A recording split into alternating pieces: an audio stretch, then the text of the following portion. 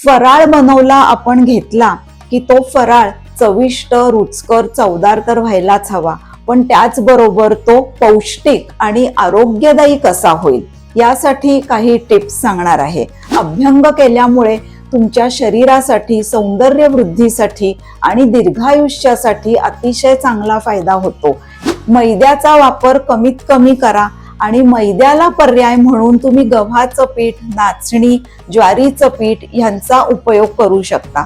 सगळ्यात महत्त्वाची टिप म्हणजे गोडाचं जेवण हे शक्यतो तुम्ही सकाळच्या वेळात करावं, कारण सकाळच्या वेळी आपली पचनशक्ती अतिशय चांगली असते, स्ट्रॉंग असते.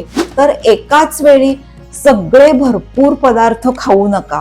रोज सगळे पदार्थ पण थोड्या थोड्या क्वांटिटीमध्ये खा, म्हणजे तुम्हाला दिवाळीचे सगळे दिवस फराळाचं किंवा गोडाचे पदार्थ एन्जॉय करता येऊ शकतात. ज्या लोकांना खूप जास्त वजनाची समस्या आहे, हार्टचा प्रॉब्लेम आहे, अशा लोकांनी पदार्थ न तळता तुम्ही ओव्हनमध्ये बेक करू शकता किंवा आजकाल अतिशय चांगल्या कंपनीचे एअर फ्रायर येतात ज्याचा तुम्ही वापर करू शकता.